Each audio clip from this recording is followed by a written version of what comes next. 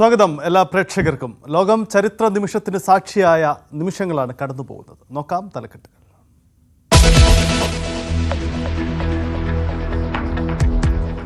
ആകാശവും മനുഷ്യന് അതിരല്ല. ചരിത്ര നിമിഷത്തിന് സാക്ഷിയായി ലോകം. സുനിത വില്യംസും 4 ബഹിരാകാശ യാത്രികരും സുരക്ഷിതരായി ഭൂമിയിൽ.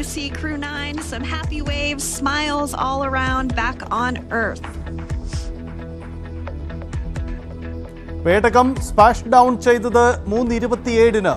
ആദ്യം പുറത്തു വന്നത് കമാൻഡർ നിക് ഹേഗ്. സുനിത എത്തിയത് 3-ാമതായി.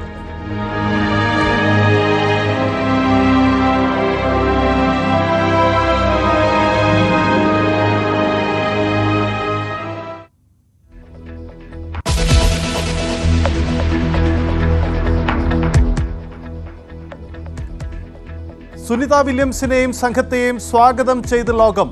എലോൺ മസ്കിനും നാസയ്ക്കും അഭിനന്ദനവുമായി പ്രസിഡന്റ് ട്രംപ്. ട്രംപിന് നന്ദി പറഞ്ഞ മസ്ക്. സുനിത ഉയർത്തിയ അഭിമാന നിമിഷം ആഘോഷമാക്കി രാജസ്ഥാനിലെ മെഹ്സാന.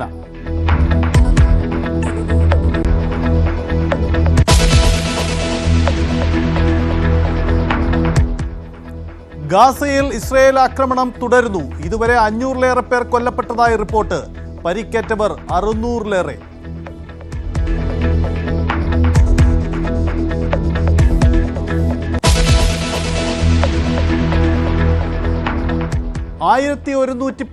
ദിവസം പിന്നിടുന്ന യുക്രൈൻ യുദ്ധത്തിന് താൽക്കാലിക വിരാമമാക്കുന്നു. ഇടക്കാല വെടിനിർത്തലിന് സമ്മതം അറിയിച്ച റഷ്യൻ പ്രസിഡന്റ് വ്ളാഡിമിർ പുടിൻ 30 ദിവസത്തെ പൂർണ്ണ വെടിനിർത്തൽ സമ്മതിച്ചില്ല.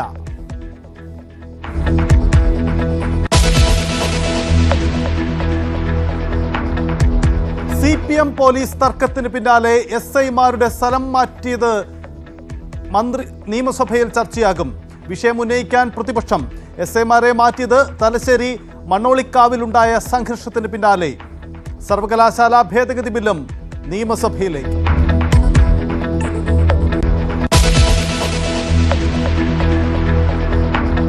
വീണ്ടും വീണ്ടും മനസ്സ് മരവിപ്പിക്കുന്ന അരുംകൊലകൾ. കൊല്ലത്തെ ഫെബിനെ തേജസ് കൊന്നത് കൃത്യമായ ആസൂത്രണത്തോടെ. ട്രെയിന് മുന്നിച്ചാടി മരിച്ചതും തീരുമാനിച്ചുറപ്പിച്ച്. കോഴിക്കോട് കക്കാട്ട് ഭാര്യയെ യുവാവ് നോമ്പുതുറ സമയത്ത് വെട്ടിക്കൊന്നത് ആളറിയാതിരിക്കാൻ. ഇടുക്കിയിൽ അനിയനെ ചേട്ടൻ കൊന്നത് കുടുംബ വഴക്കിനെ തുടർന്ന്.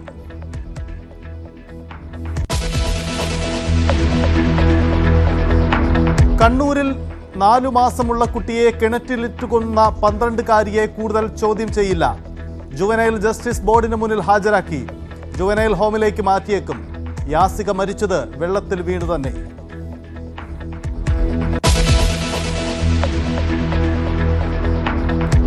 വെഞ്ഞാറമൂട് കൂട്ടക്കുരുതിയിൽ അഫാനെതിരെ ആദ്യമായി മാതാവിന്റെ മൊഴി. ആദ്യം കഴുത്തിൽ ഷാൾ മുറുക്കി, തല ചുമരിലിടിപ്പിച്ചു. ദൃക്സാക്ഷികളില്ലാത്ത കേസിൽ മൊഴി നിർണായകം. ഭർത്താവ് അറിയാതെ 35 ലക്ഷത്തിന്റെ കടമുണ്ടായിരുന്നുവെന്നും ഷെമി.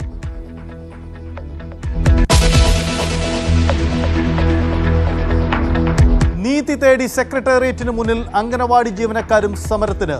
ആവശ്യം വേതന വർധനവ് അടക്കമുള്ള ആവശ്യങ്ങൾ. ആശമാരുടെ സമരം ഇന്ന് 38-ാം ദിവസം. ഇന്ന് മുതൽ 3 ആശമാർ നിരാഹാരമിരിക്കും.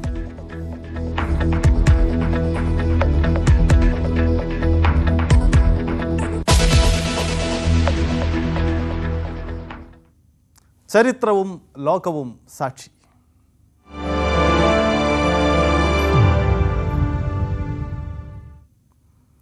ഒൻപത് മാസത്തിന് ശേഷം സുനിത വില്യംസും 3 ബഹിരാകാശ യാത്രികരും സുരക്ഷിതരായി ഭൂമിയിലെത്തി. പുലർച്ചെ 3:27-ന് മെക്സിക്കൻ ഉൾക്കടലിലായിരുന്നു ഡ്രാഗൺ പേടകത്തിന്റെ സ്പ്ലാഷ് ഡൗൺ.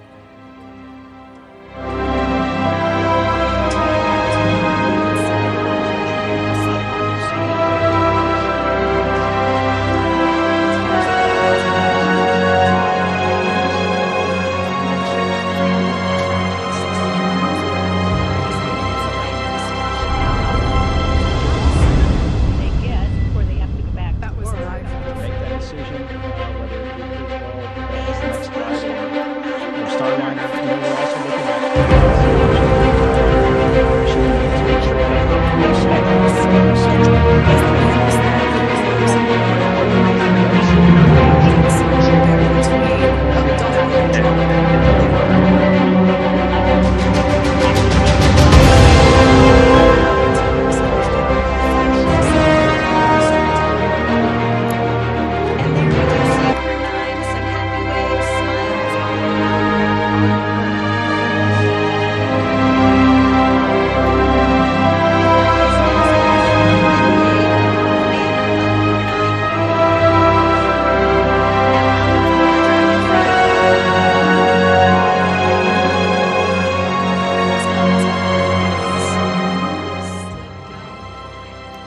നിശ്ചയിച്ചതിൽ നിന്നും ഒരു നിമിഷം പോലും സമയമാറ്റമില്ലാതെയായിരുന്നു ഇവരുടെ മടക്കയാത്രയുടെ ശുഭ പര്യവസാനം.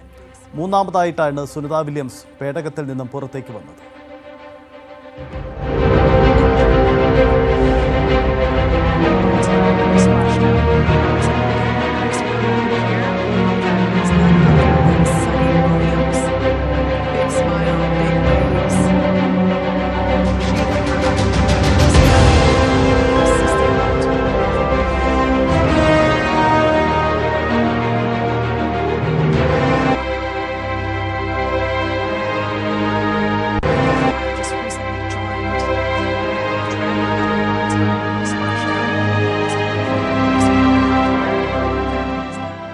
നാലുപേരെയും ആശുപത്രിയിലേക്ക് മാറ്റി. ദൗത്യം വിജയിച്ചതിൽ സ്പേസ് എക്സിനെയും ഇലോൺ മസ്കിനെയും അമേരിക്കൻ പ്രസിഡന്റ് ഡൊണാൾഡ് ട്രംപ് അഭിനന്ദിച്ചു.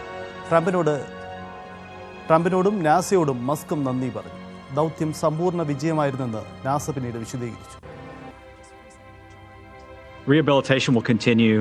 There's a sequence of exercises that they do to try to regain their physical strength over a number of weeks. The trainers that do this work will kind of follow each crew member, whether it be Butch and Sunny or the others. You know, we talk about Butch and Sunny because they had a 9-month stay, but the others had, 171-day stay or so, which is pretty typical. And looking at the way as they came out of Dragon, they all looked very healthy. You could tell they all looked like they were feeling about normal for the landing and recovery phase, where their body's trying to readapt. I haven't heard any reports of anything other than that they're doing well. So they mentally prepare before they launch, and they talk to the other crew members that have flown for these long duration missions. We feel confident, even if their mission had to be extended, that they're up for it and that they've got the time allowable, I think, for them to stay in space. We monitor everything on board. We keep an eye on things like radiation. We keep an eye on things like solar activity that can affect that, the carbon dioxide levels, the CO2 levels, the contaminants that we have on board.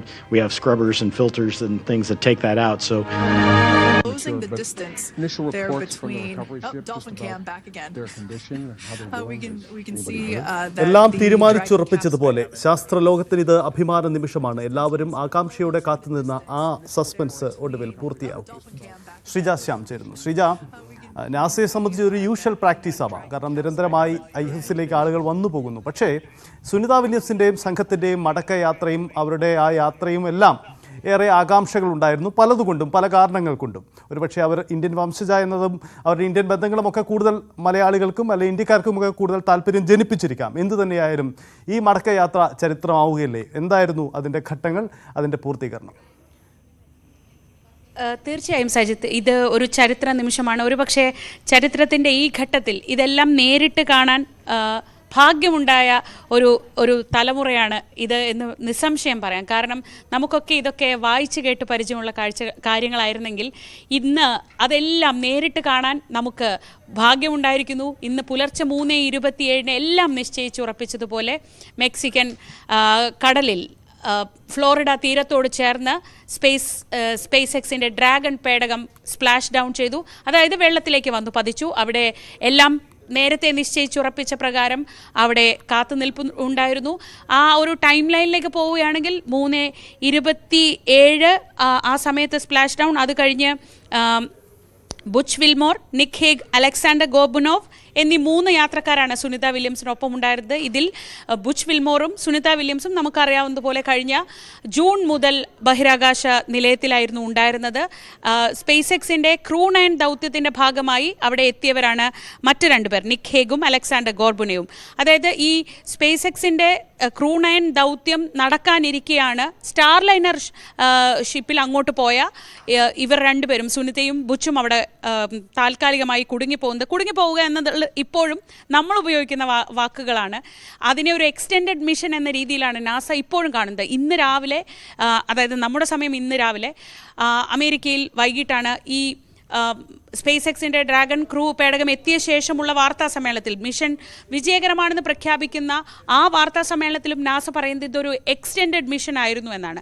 കാരണം ഈ കിട്ടിയ 9 മാസം കൊണ്ട് ചെയ്യാവുന്ന അത്രയും പരീക്ഷണങ്ങൾ ചെയ്ത് റെക്കോർഡുകൾ സ്വന്തമാക്കിയാണ് സുനിത വില്യംസും ബുച്ച് വിൽമോറും ഭൂമിയിലേക്ക് മടങ്ങുന്നത്. അതിൽ തന്നെ ബഹിരാകാശത്ത് ഏറ്റവും കൂടുതൽ നേരം നടന്ന വനിത എന്ന ബഹുമതി ഉൾപ്പെടെ സ്വന്തമാക്കി സുനിത വില്യംസ് മടങ്ങുമ്പോൾ അവർക്ക് ഉണ്ടായ അപ്രതീക്ഷിതമായ ബുദ്ധിമുട്ടുകളെ അതിനെ ഒരു അവസരമാക്കി മാറ്റുകയായിരുന്നു സുനിത വില്യംസ് ചെയ്തത്. അങ്ങനെ ഒരു ബഹിരാകാശ യാത്രികയെ സംബന്ധിച്ച് എന്തൊക്കെ നേട്ടങ്ങൾ സ്വന്തമാക്കാമോ ആ നേട്ടങ്ങളെല്ലാം സ്വന്തമാക്കിയ ശേഷമാണ് അവർ മടങ്ങിയെത്തുന്നത്. അങ്ങനെ ആ 4-അംഗ സംഘം രാവിലെ 3:40 അവരുടെ ഈ ഓപ്പറേഷൻ ആരംഭിക്കുന്നത്. കടൽപ്പരപ്പിലിറങ്ങിയ ഈ പേടകത്തിന് സമീപത്തേക്ക് ആദ്യമെത്തുന്നത് നേവി സീലിൻ്റെ ബോട്ടാണ്. അവർ ഒരു അല്പസമയം നീണ്ട ഒരു സുരക്ഷാ പരിശോധന അവർക്കുണ്ടായിരുന്നു. അതിനുശേഷം MV മേഗൻ എന്ന് പറയുന്ന റിക്കവറി ഷിപ്പിലേക്ക് പിന്നീട് ഈ പേടകത്തെ മാറ്റി 4:10 പേടകത്തിൻ്റെ വാതിൽ തുറന്നു. 4:25 യാത്രികരെ ഓരോരുത്തരെയായി പുറത്തേക്ക് ഇറക്കി. ആ ദൃശ്യങ്ങളെല്ലാം നമ്മൾ കാണുന്നുണ്ട്. അതിമനോഹരമായ ആ ദൃശ്യങ്ങൾ ഇപ്പോൾ നമ്മൾ ഈ സ്ക്രീനിൻ്റെ മറുഭാഗത്ത് കാണുന്ന ദൃശ്യങ്ങൾ കാണുമ്പോൾ നമുക്കൊരു ഹോളിവുഡ് സിനിമയൊക്കെ ഓർമ്മ വരും. പക്ഷേ ഹോളിവുഡ് സിനിമയെ തോൽപ്പിക്കുന്നതാണ് യഥാർത്ഥ ജീവിതം അല്ലെങ്കിൽ യഥാർത്ഥ ലോകം എന്ന് കാണിക്കുന്ന തരത്തിലുള്ള വിഷ്വൽസിനാണ് ഇന്ന് നമ്മൾ സാക്ഷ്യം വഹിച്ചത്. ഈ പേടകം ഇറങ്ങിയപ്പോൾ അപ്രതീക്ഷിതരായ 2 ആതിഥേയർ കൂടി അവരെ സ്വീകരിക്കാൻ ഇറങ്ങിയെന്നാണ് അന്താരാഷ്ട്ര മാധ്യമങ്ങൾ റിപ്പോർട്ട് ചെയ്യുന്നത്. ആ ദൃശ്യങ്ങളിൽ കാണാം 2 ഡോൾഫിൻ ഈ പേടകം ഇറങ്ങിയതിന് തൊട്ടു പിന്നാലെ ഈ പേടകത്തിന് സമീപത്തേക്ക് വരികയും അങ്ങനെ സ്വീകരിക്കാൻ 2 സ്പെഷ്യൽ ആളുകൾ കൂടി ഉണ്ടായിരുന്നു എന്ന രീതിയിലാണ് അന്താരാഷ്ട്ര മാധ്യമങ്ങളൊക്കെ റിപ്പോർട്ട് ചെയ്തത്. ആ അതിമനോഹരമായ ദൃശ്യങ്ങളിൽ കാണുന്ന പോലെ ഈ പാരഷൂട്ടിൽ അവർ താഴേക്ക് വരുന്നു. അത് കഴിഞ്ഞ് ഈ ഷിപ്പിലേക്ക് അവരെ മാറ്റുന്നു. ഷിപ്പിൽ നിന്ന് ഓരോരുത്തരെയായി 4:25 യാത്രികരെ പുറത്തിറക്കി. ഇവരെ ഇപ്പോൾ ഹൂസ്റ്റണിലെ പ്രത്യേകം സജ്ജീകരിച്ചിട്ടുള്ള ചികിത്സാ കേന്ദ്രത്തിലേക്ക് മാറ്റി. അതൊരു പ്രോട്ടോകോളിന്റെ ഭാഗമാണ്. അല്ലാതെ നമ്മളിപ്പോൾ ഈ ദൃശ്യങ്ങളിൽ കാണുമ്പോൾ ചിലപ്പോൾ വിചാരിക്കും ഇവർക്ക് ശാരീരിക ബുദ്ധിമുട്ടുകൾ ഉണ്ട് എന്നൊക്കെ കരുതും. നേരത്തെ നമ്മൾ മലയാള മാധ്യമങ്ങൾ ഉൾപ്പെടെ പറഞ്ഞിരുന്നു അവർക്ക് ഇനി വലിയ ബുദ്ധിമുട്ടുകൾ നേരിടേണ്ടി വരും. അതുണ്ട്. പക്ഷെ ആ ബുദ്ധിമുട്ടുകളെല്ലാം നേരത്തെ തന്നെ പ്രതീക്ഷിക്കുന്നതാണ്. ഗ്രാവിറ്റിക്കെതിരെ, അതായത് സീറോ ഗ്രാവിറ്റിയിൽ 9 മാസം ജീവിക്കുമ്പോൾ അവർക്ക് കാലുകൾ നിലത്ത് കുത്താനുള്ള ബുദ്ധിമുട്ടുണ്ടാവും. മസിൽ വീക്ക്നെസ് കാര്യമായി അനുഭവപ്പെടും. പിന്നെ രക്തചംക്രമണം അതൊരു പ്രധാനപ്പെട്ട കാര്യമാണ്. നമുക്കറിയാം നമ്മുടെ രക്തചംക്രമണം എല്ലാം സാധാരണഗതിയിൽ നടക്കുന്നത് ഗ്രാവിറ്റേഷൻ ഫോഴ്സ്, ഭൂഗുരുത്വാകർഷണ ബലമുള്ളതുകൊണ്ടാണ്. ആ ഭൂഗുരുത്വാകർഷണ ബലം ഇല്ലാതെ 9 മാസം ജീവിച്ച ശേഷം കരയിലേക്ക് തിരിച്ചെത്തുമ്പോൾ ആ തരത്തിലുള്ള ബുദ്ധിമുട്ടുകൾ അവർക്ക് വലിയ രീതിയിൽ അനുഭവപ്പെടാൻ സാധ്യതയുണ്ട്. ഒപ്പം അണുബാധയ്ക്കുള്ള സാധ്യതയുണ്ട്. അങ്ങനെ ശാരീരികമായ കുറച്ച് വെല്ലുവിളികൾ അവർക്ക് അടുത്ത കുറച്ച് ദിവസങ്ങളിൽ നേരിടേണ്ടതുണ്ട്. അതിനുശേഷം പൂർണ്ണ ആരോഗ്യവാന്മാരായ ശേഷമായിരിക്കും ഇവർ പുറത്തേക്ക് വരിക. ഇന്ന് തന്നെ ഇപ്പോൾ അമേരിക്കയിൽ രാത്രിയാവുന്ന സമയം, ഈ സമയത്ത് അവർക്ക് ബന്ധുക്കളെ ഒന്ന് സന്ദർശിക്കാൻ ഒരു അവസരമുണ്ട്. അതിനുശേഷം ഈ ചികിത്സാ പദ്ധതികളെല്ലാം പൂർത്തിയാക്കി. അതൊരു പ്രോട്ടോകോൾ പ്രകാരമുള്ള ചികിത്സയാണ്. അതല്ലാതെ പ്രത്യേകമായി ഒരു വലിയ ശാരീരിക ബുദ്ധിമുട്ടുകൾ ഉള്ളതുകൊണ്ടല്ല, മറിച്ച് ഇത് പ്രോട്ടോകോളിൻ്റെ ഭാഗമാണ്. അതിനുശേഷമായിരിക്കും അവരുടെ ഈ ചികിത്സാ പദ്ധതികളെല്ലാം പൂർത്തിയാക്കിയ ശേഷമായിരിക്കും ഒരുപക്ഷെ നമുക്ക് അവരിൽ നിന്ന് നേരിട്ട് ഈ ബഹിരാകാശത്തെ അനുഭവങ്ങൾ കേൾക്കാനൊക്കെ അവസരമുണ്ടാവുക. എന്തായാലും ലോകം മുഴുവൻ വലിയ ആഹ്ലാദത്തോടെയാണ് ഇന്നത്തെ ദിവസം കാത്തിരുന്നത്. ഇവിടെ രാത്രിയായിരുന്നു, അമേരിക്കയിൽ പകലായിരുന്നു. പക്ഷേ ഒരൊറ്റ ആകാശമേ ഉള്ളൂ ലോകത്തിന് മുകളിൽ. ആ ആകാശത്ത് എല്ലാവരും ഒരുപോലെയാണ് എന്ന് കാണിക്കുന്ന, ആ ലോകത്തിൻ്റെ തന്നെ മുഴുവൻ ഒരു സന്തോഷം പങ്കിടുന്ന സമയമാണ് കടന്നുപോയത്. അമേരിക്കൻ പ്രസിഡന്റ് വളരെ അഭിമാനകരമായ നിമിഷമെന്ന് പറഞ്ഞുകൊണ്ടാണ് ഇലോൺ മസ്കിനെയും സ്പേസ് എക്സിനെയും ഒപ്പം നാസയെയും ഒക്കെ അഭിനന്ദിച്ചത്. തിരിച്ച് മസ്കും ട്രംപിന് നന്ദി പറയുന്നുണ്ട്. ഒരുപക്ഷെ ഇതൊരു സാധാരണ ദൗത്യമാണ്. നേരത്തെ പറഞ്ഞതുപോലെ, സജിത്ത് പറഞ്ഞതുപോലെ, ഇതൊരു നാസയെ സംബന്ധിച്ച് ഇതൊരു സാധാരണ ദൗത്യം മാത്രമായിരുന്നു. പക്ഷേ അപ്രതീക്ഷിതമായി സ്റ്റാർലൈനർ പേടകത്തിലുണ്ടായ വെല്ലുവിളികൾ അല്ലെങ്കിൽ ചെറിയ ആ ഗ്ലിച്ചസ് ആണ് തുടർന്ന് ഈ ദൗത്യം നീണ്ടുപോകാൻ ഇടയാക്കിയത്.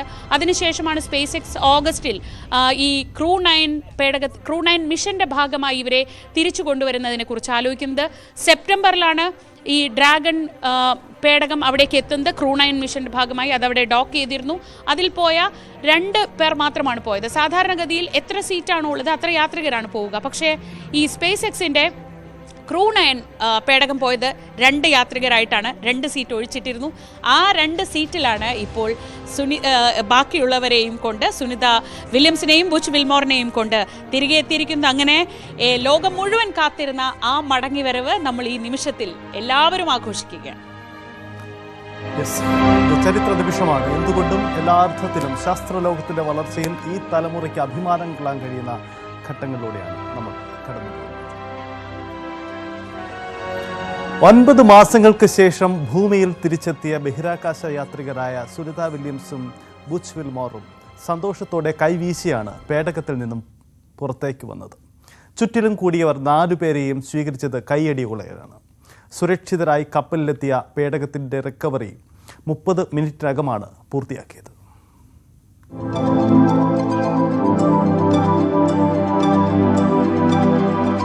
ഇന്നലെ രാവിലെ space X dragon crew 9 module രാജ്യാന്തര ബഹിരാകാശ നിലയത്തിൽ നിന്ന് വേർപെട്ട് ഭൂമിയിലേക്ക് ഭൗമാന്തരീക്ഷത്തിലേക്ക് പ്രവേശിക്കുന്നതിന് തൊട്ടുമുൻപ് ഏകദേശം 15,000 കിലോമീറ്റർ ഉയരത്തിൽ വെച്ച് പേടകത്തിൽ നിന്ന് സോളാർ പാനൽ അടക്കമുള്ള ട്രങ്ക് ഭാഗം വിട്ടുമാറി. ഇന്ത്യൻ സമയം പുലർച്ചെ 2:41 ഡി ഓർബിറ്റ് ജ്വലനം തുടങ്ങി. ട്രങ്ക് ഭൂമിയുടെ അന്തരീക്ഷത്തിലേക്ക് പ്രവേശിച്ച് കത്തിയമർന്നു. 2:49 ഡി ഓർബിറ്റ് ജ്വലനം പൂർത്തിയായി. 2:54 ഡി ഓർബിറ്റ് ബേൺ വിജയകരമായി പൂർത്തിയാക്കി. 2:57 നോസ്കോൺ അടയ്ക്കൽ പൂർത്തിയായി. പേടകം അതിവേഗം ഭൂമിയുടെ അന്തരീക്ഷത്തിലേക്ക് പ്രവേശിക്കുന്നതിന് മുൻപ് 15 മിനിറ്റ് ത്രസ്റ്ററുകൾ പ്രവർത്തിപ്പിച്ച് വേഗം കുറച്ചു. പിന്നെ പതിയെ നിയന്ത്രിതമായ നിലയിൽ അന്തരീക്ഷത്തിലേക്ക്. പുലർച്ചെ 3:11 ഫ്രീഡം ഡ്രാഗൺ ക്യാപ്സൂളിൽ നിന്ന് ഭൂമിയിലേക്ക് സന്ദേശമെത്തി. തുടർന്ന് പേടകത്തിന്റെ വേഗം പതിയെ കുറഞ്ഞു. പിന്നാലെ 3:24 സ്പ്ലാഷ് ഡൌണിനായുള്ള പാരച്യൂട്ടുകൾ തുറന്നു.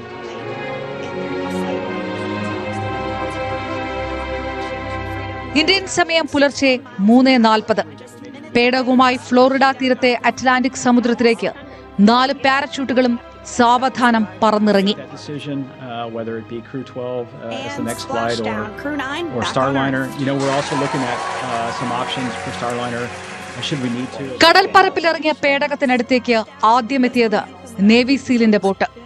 പിന്നീട് 10 മിനിറ്റോളം നീണ്ട സുരക്ഷാ പരിശോധന.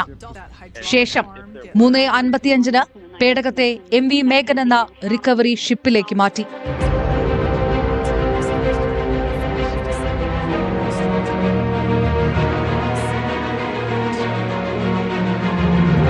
4:10 പേടകത്തിന്റെ വാതിൽ തുറന്നു.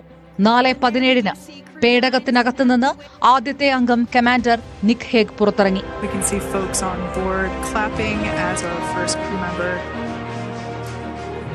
And that is NASA astronaut Nick Hague, commander of Crew 9.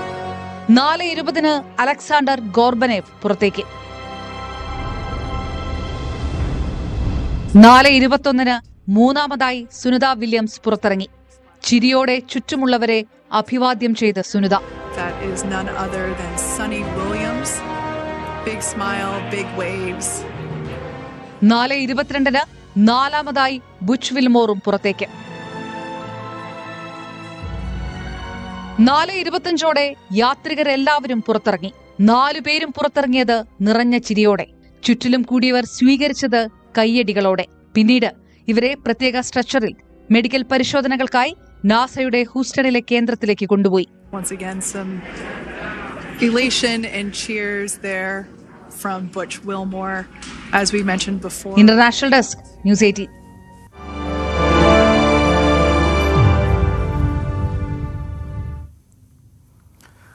മറ്റു വാർത്തകൾ കൂടി നോക്കാം. വെടിനിർത്തൽ ചർച്ചകൾ സ്തംഭിച്ചതോടെ ഗാസയിൽ ഇസ്രയേൽ കൂട്ടക്കുരുതി തുടരുകയാണ്. ഗാസയിലുടനീളം നടന്ന വ്യോമാക്രമണത്തിൽ 500-ലധികം പേരാണ് കൊല്ലപ്പെട്ടത്. 600-ലധികം പേർക്ക് പരിക്കേറ്റു. ആയിഷത്തുൽ ഷംന ശരി. ഷംന, പശ്ചിമേഷ്യയിൽ സംഘർഷകാലം വീണ്ടും ഉണ്ടാകുന്നു എന്നതാണ് ഇന്നലെ നമ്മൾ കണ്ട ചിത്രം. അത് വീണ്ടും മരണസംഖ്യ ഉയരുന്നു എന്ന ഏറ്റവും ആശങ്കപ്പെടുന്ന സാഹചര്യമാണോ ഇപ്പോഴവിടെയുള്ളത്? തീർച്ചയായും സജിത്, കാരണം ഗസയിൽ ഉടനീളം ഇസ്രായേൽ ഇപ്പോൾ വ്യോമാക്രമണം ശക്തമാക്കിയിരിക്കുകയാണ്. വരും ദിവസങ്ങളിലും ശക്തമായ വ്യോമാക്രമണം ഉണ്ടാവുമെന്ന് തന്നെ നെതന്യാഹു ഇപ്പോൾ വ്യക്തമാക്കിയിട്ടുണ്ട്. പക്ഷേ ഈ ഇസ്രായേലും ഹമാസും തമ്മിൽ ആരോപണങ്ങളുമായി രംഗത്തെത്തുന്ന ഒരു സാഹചര്യം കൂടിയാണ് ഇപ്പോൾ ഉള്ളത്. രണ്ടാം ഘട്ട വെടിനിർത്തൽ ചർച്ചകളുമായി ബന്ധപ്പെട്ട കരാറുകൾ ഹമാസ് ലംഘിച്ചു, ഹമാസ് അതിൽ നിന്നും വിമുഖത കാട്ടി എന്നാരോപിച്ചാണ് ഇസ്രായേൽ രംഗത്തെത്തിയിരിക്കുന്നത്. പക്ഷേ ഹമാസിന്റെ പക്ഷം ഈ രണ്ടാം ഘട്ട വെടിനിർത്തലിന്റെ മുന്നോടിയായി ആദ്യഘട്ട വെടിനിർത്തൽ അത് നീട്ടിവെക്കണം, റമദാനും പെസഹയും കഴിയുന്നത് വരെ ആ വെടിനിർത്തൽ താൽക്കാലികമായി നീട്ടിവെക്കണമെന്ന് US ഇസ്രായേലിനോട് പറഞ്ഞിരുന്നു. പക്ഷേ അതുകൊണ്ട് തന്നെ ഈ രണ്ടാം ഘട്ട വെടിനിർത്തൽ ചർച്ചകൾ തുടങ്ങിയാൽ മാത്രമേ ബന്ദികളെ കൈമാറ്റം ചെയ്യൂ. അതുവരെ വെടിനിർത്തൽ താൽക്കാലികത്തേക്ക് നീട്ടണമെന്ന ഒരാവശ്യം മുന്നോട്ട് വെച്ചിരുന്നു. പക്ഷേ അത് ഇസ്രായേൽ അംഗീകരിച്ചില്ല. രണ്ടാം ഘട്ടത്തിൽ യുദ്ധം പൂർണ്ണമായി അവസാനിപ്പിക്കാമെന്ന ഒരു നിർദ്ദേശം മുന്നോട്ട് വെച്ചിരുന്നു. ആ യുദ്ധം പൂർണ്ണമായി അവസാനിപ്പിക്കുക എന്നതിലേക്ക് ഇസ്രായേൽ അത് ലംഘിക്കുന്നു, ഇസ്രായേലിന് അതിന് വിമുഖത കാട്ടുന്നു. ഇങ്ങനെ ഇസ്രായേലാണ് മനഃപൂർവ്വം യുദ്ധം തുടങ്ങുന്നത് എന്നാരോപിച്ച് ഇപ്പോൾ ഹമാസും രംഗത്തെത്തിയിട്ടുണ്ട്. എന്തായാലും വ്യോമാക്രമണം ശക്തമാവുകയാണ്.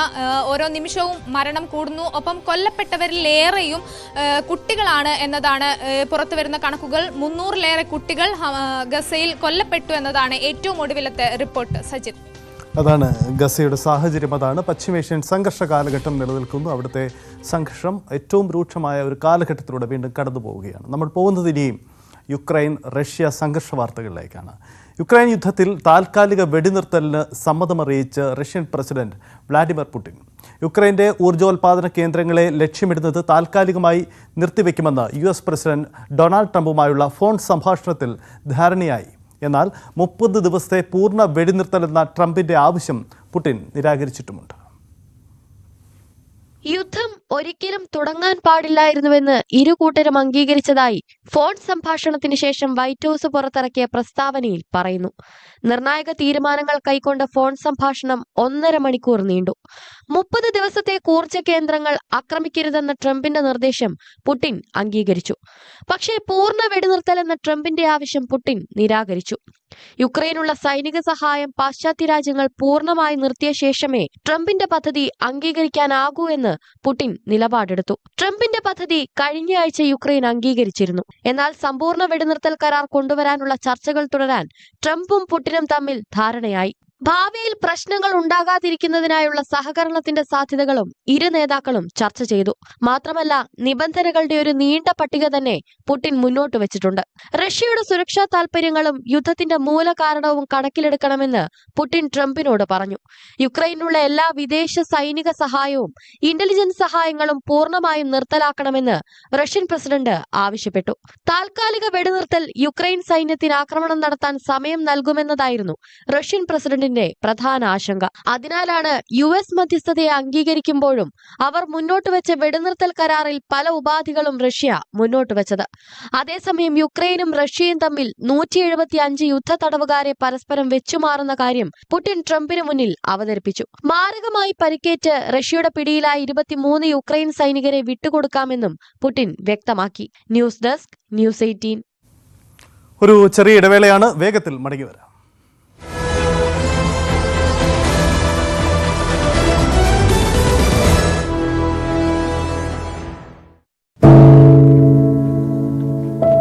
പെരുകുന്ന കുറ്റകൃത്യങ്ങളുടെ വാർത്തകൾ എല്ലാ ദിവസവും വായിച്ച് തളരുന്ന കാലമാണ് മാധ്യമപ്രവർത്തക എന്ന രീതിയിൽ ഇപ്പോൾ.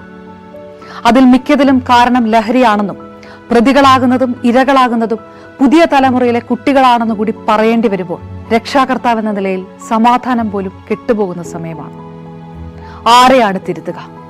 ആരെയാണ് നന്നാക്കുക?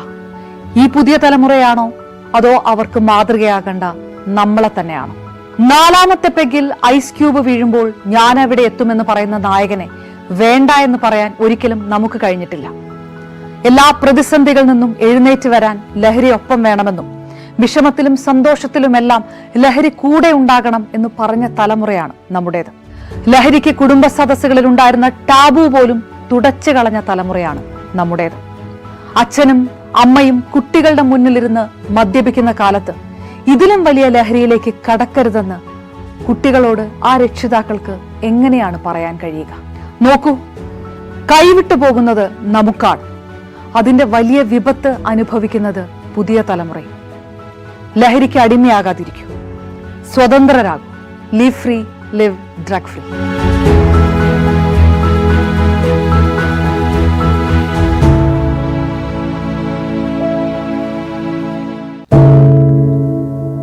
പറ്റി നമ്മുടെ നാടിന് എന്ന് ചോദിച്ചു പോകുന്ന കാര്യങ്ങളാണ് ഇപ്പോൾ സംഭവിക്കുന്നത്.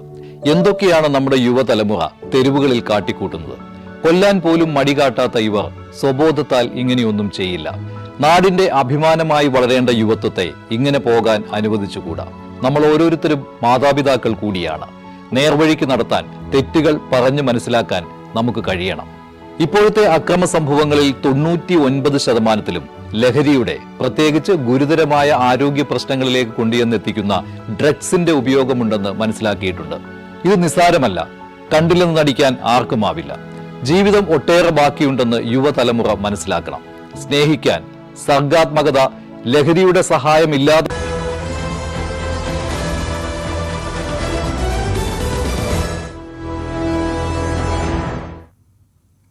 മറ്റു വാർത്തകളിലേക്ക് പോകുമ്പോൾ കൊല്ലം ഉളിയക്കോവിലിൽ കൊലപാതകത്തിന് പിന്നിൽ കൃത്യമായ ആസൂത്രണമുണ്ടെന്നാണ് പോലീസിന്റെ കണ്ടെത്തൽ. കൊലപാതകത്തിനായി മാസങ്ങൾ നീണ്ട തയ്യാറെടുപ്പാണ് പ്രതി തേജസ് രാജ് നടത്തിയത്. കൃത്യം നടത്തിയ ശേഷം തീവണ്ടിക്ക് മുന്നിൽ ചാടി മരിക്കാൻ ശ്രമിച്ചത് യാദൃച്ഛികമല്ലെന്നും പോലീസ് പറയുന്നു. സംഭവത്തിൽ തേജസിന്റെ സുഹൃത്ത് ഫ്ലോറിക്കിനെ പോലീസ് ഉടൻ ചോദ്യം ചെയ്യും. അതേസമയം കൊല്ലപ്പെട്ട ഫെബിൻ ജോർജ് ഗോമസിന്റെ സംസ്കാര ചടങ്ങുകൾ ഇന്ന് നടക്കുകയും ചെയ്യും. എസ് വിനീഷ് നമുക്കൊപ്പം ചേരുന്നു. വിനീഷ്, ഇത് ആസൂത്രിതമാണ് ഈ കൊലപാതകവും പിന്നീടുള്ള ആത്മഹത്യയും. ആ നിഗമനത്തിലേക്ക് പോലീസ് എത്തുന്നതിന്റെ കാരണം എന്താണ്? അത്തരം തെളിവുകൾ പോലീസ് ശേഖരിച്ചിട്ടുണ്ടോ? തീർച്ചയായും സജിത്ത്, ഫെബിനെ വകവരുത്തുവാനായി തേജസ് രാജു ലക്ഷ്യമിട്ട് തന്നെയാണ് വീട്ടിലെത്തിയത് എന്നാണ് ഇപ്പോൾ പോലീസിന്റെ നിഗമനം ഉണ്ടായിരിക്കുന്നത്. എഫ്ഐആറിൽ അത്തരത്തിലുള്ള സൂചനയാണ് നമുക്ക് ലഭിക്കുന്നതും. തീ കൊളുത്തി കൊലപ്പെടുത്തുകയായിരുന്നു ലക്ഷ്യം. ഇതിനായി കരുതിയ 2 പെട്രോൾ ടിന്നുകളിൽ ഒന്ന് കാറിൽ നിന്നും കണ്ടെടുക്കുകയും ചെയ്തിട്ടുണ്ട്. ഇയാൾ കൊണ്ടുവന്ന ലൈറ്ററും വീട്ടുമുറ്റത്ത് നിന്ന് പോലീസ് കണ്ടെടുത്തിരുന്നു. സംഭവ ദിവസം രാവിലെ തന്നെ പ്രതിയായ തേജസ് രാജു വീട്ടിൽ നിന്ന് കാറിൽ പുറപ്പെട്ടിരുന്നു എന്നാണ് പറയുന്നത്. അങ്ങനെയെങ്കിൽ ഈ തേജസ് രാജു എവിടെയെല്ലാം പോയി, കൃത്യത്തെ പറ്റി മറ്റാരുടെങ്കിലും സംസാരിച്ചിരുന്നു എന്നതടക്കം പോലീസ് അന്വേഷിക്കുന്നുണ്ട്. തേജസിന്റെ സുഹൃത്തുക്കളെ കേന്ദ്രീകരിച്ച് ഉള്ള അന്വേഷണത്തിലേക്ക് പോലീസ് നീങ്ങുന്നു എന്നാണ് നമുക്കറിയാൻ കഴിയുന്നത്. പ്രധാനപ്പെട്ട തേജസുമായി അടുത്തിടപെടുന്ന സുഹൃത്തുക്കളുടെ മൊഴി രേഖപ്പെടുത്തുന്നുണ്ട്. അതുപോലെ തന്നെ ഈ കൊലപാതക ദിവസം യുവതിയും വീട്ടിലുണ്ടാകുമെന്ന് കരുതിയാണ് അവരെയും കൊലപ്പെടുത്തുവെന്ന ലക്ഷ്യത്തിൽ തന്നെയാണ് ഈ തേജസ് അവിടെ എത്തിയതെന്നാണ് പോലീസ് കണ്ടെത്തിയിരിക്കുന്നത്. അത്തരത്തിലുള്ള അന്വേഷണം നടക്കുന്നുണ്ട്. എന്തായാലും ഫെബിൻ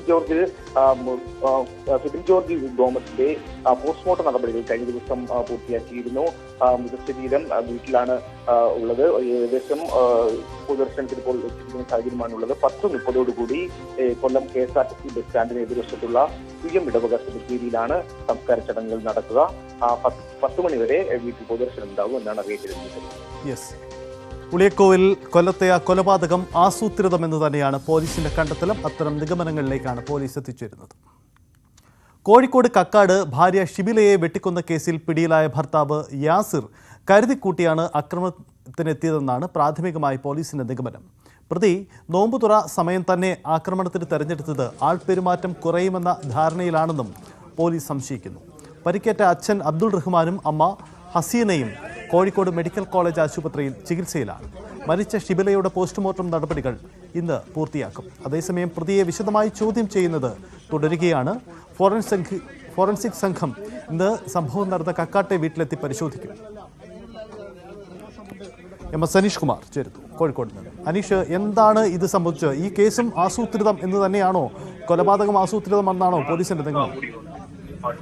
ശരിത്ത അങ്ങനെ ഒരു നിഗമനത്തിലേക്കാണ് പോലീസ് എത്തുന്നത്. കാരണം 5 വർഷത്തെ പ്രണയത്തിന് ശേഷമാണ് ഇരുവരും വിവാഹം കഴിച്ചത്. അതും ഈ ഷിബിലയുടെ വീട്ടുകാർക്ക് വിവാഹത്തിൽ സമ്മതമല്ലായിരുന്നു. തുടർന്ന് ഇവർ ഒളിച്ചോടുകയും രജിസ്റ്റർ വിവാഹം കഴിക്കുകയുമായിരുന്നു. ഇതിനുശേഷം കുടുംബം കാര്യമായ ബന്ധം മകളുമായും ഈ യാസറുമായും പുലർത്തിയിരുന്നില്ല. പിന്നീട് കുട്ടിയൊക്കെ ആയതുകൂടിയാണ് കുടുംബം ഇവരോട് സഹകരിക്കുന്നതിന് തുടങ്ങിയത്. പക്ഷെ അപ്പോഴേക്കും മോശമായ രീതിയിലുള്ള ജീവിത ശൈലി ഈ യാസർ തിരഞ്ഞെടുക്കുകയായിരുന്നു. തികഞ്ഞ ലഹരിക്ക് അടിമയായിരുന്നു. ഒപ്പം ഈ സ്വർണം പണയം വെച്ചും ആളുകളോട് കടം വാങ്ങിയും ഒക്കെ ഇത്തരത്തിൽ പണം ദൂർത്തടിക്കുന്ന ഒരു അവസ്ഥയിലേക്ക് കാര്യങ്ങൾ എത്തുകയും ചെയ്തു. ഇതേ തുടർന്ന് ഇരുവരും തമ്മിലുള്ള അഭിപ്രായ ഭിന്നതകൾ രൂക്ഷമായ പീഡനങ്ങൾക്ക് ഷിബില വിധേയമാവുകയും ചെയ്തു. ഇതേ തുടർന്ന് ആ കുടുംബത്തിൽ നിന്നും, ആ വീട്ടിൽ നിന്നും മാറി മറ്റൊരിടത്തേക്ക് പോകുന്ന അല്ലെങ്കിൽ സ്വന്തം വീട്ടിലേക്ക് മടങ്ങി വരുന്ന ഒരു സാഹചര്യമുണ്ടായി. പിന്നീട് ഇരുവരും ഇതേ ചൊല്ലി പലവട്ടം വാക്കേറ്റവും തർക്കവും ഒക്കെ ഉണ്ടായിട്ടുണ്ട്. പോലീസിൽ പരാതി നൽകുകയും ചെയ്തിരുന്നു. പോലീസിൽ പരാതി നൽകിയതിന് തൊട്ടു പിന്നാലെയാണ് ഈ ഷിബിലയുടെ മകളുടെ പിറന്നാൾ ആഘോഷം ഉണ്ടായിരുന്നത്. ആ ചടങ്ങിലേക്ക് ഈ യാസറിനെ ക്ഷണിക്കുകയുണ്ടായില്ല. ഇതേ തുടർന്നുള്ള വൈരാഗ്യത്തിൽ അന്ന് തന്നെ ഷിബിലയുടെ വസ്ത്രങ്ങൾ കത്തിച്ച് വാട്സാപ്പ് സ്റ്റാറ്റസിൽ ഈ പ്രതി ഇടുകയും ചെയ്തു. ഇതിനുശേഷം പിന്നീട് പോലീസ് ഇരുവരുമായി പ്രശ്നങ്ങൾ ചർച്ച ചെയ്തു. മുൻ പഞ്ചായത്ത് അംഗത്തിന്റെ നേതൃത്വത്തിലുള്ള മധ്യസ്ഥ ചർച്ച നടന്നു. ഈ ചർച്ചയിൽ താൻ ഒത്തുതീർപ്പുകൾക്ക് വഴങ്ങാൻ തയ്യാറാണ് എന്ന് ഈ യാസർ പറഞ്ഞു. തന്റെ സർട്ടിഫിക്കറ്റുകളും ഈ തുണിയും മറ്റുമൊക്കെ കത്തിച്ച കാര്യത്തിൽ സർട്ടിഫിക്കറ്റുകളും ആധാറും ഒക്കെ കത്തിക്കാനുള്ള ഒരു സാധ്യത മുന്നിൽ കണ്ട് തന്റെ സർട്ടിഫിക്കറ്റുകൾ തിരികെ നൽകണമെന്ന് ആവശ്യപ്പെടുകയും ഇന്നലെ ഉച്ചയോടുകൂടി ഈ വീട്ടിലെത്തി സർട്ടിഫിക്കറ്റുകൾ യാസർ നൽകുകയും ചെയ്തു. ഇതിന് പിന്നാലെയാണ് രാത്രി വീണ്ടും വീട്ടിലേക്ക് മടങ്ങിയെത്തുകയും ഇത്തരം നിഷ്ഠൂരമായ കൊലപാതകം നടത്തുകയും ചെയ്തത്. ആസൂത്രിതമാണ് ഈ കൊലപാതകം എന്നതാണ് നിഗമനം. ആ തരത്തിലാണ് പോലീസിന്റെ അന്വേഷണം നടക്കുന്നത്. കണ്ണൂരിലേക്ക് പോകുമ്പോൾ കണ്ണൂരിൽ 4 മാസം പ്രായമായ കുഞ്ഞിനെ കിണറ്റിലെറിഞ്ഞു കൊന്ന സംഭവത്തിൽ 12 വയസ്സുകാരിയെ ജുവനൈൽ ജസ്റ്റിസ് ബോർഡിന് മുമ്പാകെ ഹാജരാക്കി. കുട്ടിയെ ഇന്ന് ജുവനൈൽ ഹോമിലേക്ക് മാറ്റിയേക്കും. ഇതിന് മുന്നോടിയായി ശിശുക്ഷേമ സമിതിക്ക് മുന്നിലും പെൺകുട്ടിയെ ഹാജരാക്കും. പെൺകുട്ടിയെ ഇനി വിശദമായി ചോദ്യം ചെയ്യേണ്ടതില്ല എന്ന നിഗമനത്തിലേക്കാണ് പോലീസും എത്തിയിരിക്കുന്നത്. കെ വി ബൈജു ചേരുന്നു. ബൈജു, ഞെട്ടിക്കുന്ന സംഭവമാണ്. ഒരു 12 വയസ്സുകാരിയാണ് ഇതിൽ പ്രതിയാവുന്നത്. സ്വാഭാവികമായും ഇനിയുള്ള പോലീസ് നടപടികളൊക്കെ വളരെ കരുതലിലാവാം. എന്താണ് പോലീസിന്റെ നീക്കം, ബൈജു? തീർച്ചയായും സഹിത ഇന്നലെ വലിയ ചർച്ചയായ ഒരു സംഭവമാണ് പാപ്പിനിശ്ശേരിയിലെ മുത്തു അക്കമ്മാൽ ദമ്പതികളുടെ 4 മാസം മാത്രം പ്രായമുള്ള കുഞ്ഞിനെ കിണറ്റിലേക്ക് എറിഞ്ഞു കൊലപ്പെടുത്തിയ ആ കേസിലാണിപ്പോൾ 12 വയസ്സുകാരിയെ ജുവനൈൽ ജസ്റ്റിസ് ഹോമിലേക്ക് മാറ്റാൻ തീരുമാനിച്ചിരിക്കുന്നത്. ഇതിന് മുന്നോടിയായാണ് ഇപ്പോൾ ശിശുക്ഷേമ സമിതിക്ക് മുമ്പിൽ കൂടി ഹാജരാക്കാൻ തീരുമാനിച്ചിരിക്കുന്നത്. സജിത്ത് സൂചിപ്പിച്ചതുപോലെ തന്നെ ഈ കുട്ടിയെ കൂടുതൽ ചോദ്യം ചെയ്യേണ്ടതില്ല എന്നൊരു തീരുമാനത്തിലാണ് അന്വേഷണ സംഘമുള്ളത്. ഏതായാലും ഈ കുട്ടി ഈ കൃത്യമായി കുറ്റം സമ്മതിച്ചിട്ടുണ്ട്. അതായത് തനിക്ക് കിട്ടേണ്ട സ്നേഹം പകുത്തു പോകുമോ എന്ന ഒരു ആശങ്കയിൽ ആ ഒരു വൈരാഗ്യമായി മാറുകയും പിന്നീട് ഈ കുഞ്ഞിനെ കൊലപ്പെടുത്തുകയുമായിരുന്നു. ഈ 12 വയസ്സുകാരി തന്നെയാണ് വീട്ടുകാരെ കുട്ടിയെ കാണാതായ വിവരവും പറയുന്നത്. പിന്നീട് വലിയ തോതിൽ തിരച്ചിൽ നടത്തിയതിനു ശേഷം വീടിന് സമീപത്തെ കിണറ്റിൽ നിന്നാണ് കുട്ടിയുടെ മൃതദേഹം കിട്ടിയത്. പോലീസ് പ്രത്യേക സംഘമായി അന്വേഷിച്ച് ഏറ്റവും ഒടുവിൽ ഈ 12 വയസ്സുകാരിലേക്ക് എത്തുകയായിരുന്നു. എന്തായാലും വലിയ നടുക്കം ഉണ്ടായ ഒരു സംഭവം തന്നെയാണിത്. ഈ കേസിലാണ് ഇപ്പോൾ കുട്ടിയെ ജുവനൈൽ ജസ്റ്റിസ് ഹോമിലേക്ക് ഇന്ന് മാറ്റുന്നത്. അതാണ്, വളരെ കരുതലാണ് പോലീസിന്റെ അന്വേഷണം. 12 വയസ്സുകാരിയാണ്. അതുകൊണ്ട് ഈ ചോദ്യം ചെയ്യലടക്കമുള്ള നടപടിക്രമങ്ങൾ ഉണ്ടാവില്ല എന്നതാണ് അന്വേഷണ സംഘം നൽകുന്ന സൂചന. വെഞ്ഞാറമൂട് കൂട്ടക്കൊല കേസിൽ പ്രതിയായ അഫാനെതിരെ അമ്മ ഷെമിയുടെ മൊഴി. അഫാൻ ആക്രമിച്ചതാണെന്ന് കിളിമാനൂർ SHOയ്ക്ക് ഷെമി മൊഴി നൽകി. ഭർത്താവ് അറിയാതെ 35 ലക്ഷം രൂപയുടെ കടമുണ്ടായിരുന്നു. അഫാൻ ആദ്യം തന്റെ കഴുത്തിൽ ഷാൾ മുറുക്കി, പിന്നീട് തല ചുവരിലിടിപ്പിക്കുകയായിരുന്നുവെന്നും ഷെമി മൊഴി നൽകി. അതേസമയം ദൃക്സാക്ഷികളില്ലാത്ത കേസിൽ ഷെമിയുടെ മൊഴി നിർണായകമാണ്. മലപ്പുറം അരീക്കോട് മയക്കുമരുന്ന് ലഹരിയിൽ യുവാവ് പോലീസ് ജീപ്പിന്റെ ചില്ല് ചവിട്ടി തകർത്തു. കിണറടപ്പ് സ്വദേശി നിയാസിനെ അരീക്കോട് പോലീസ് അറസ്റ്റ് ചെയ്തപ്പോഴായിരുന്നു ഈ സംഭവം ഉണ്ടായത്. ഇന്നലെ രാത്രി 10 മണിയോടെയാണ് സംഭവം. പ്രദേശത്ത് മയക്കുമരുന്ന് ലഹരിയിൽ യുവാവ് കത്തി കാണിച്ച ആളുകളെ ഭയപ്പെടുത്തുകയായിരുന്നു.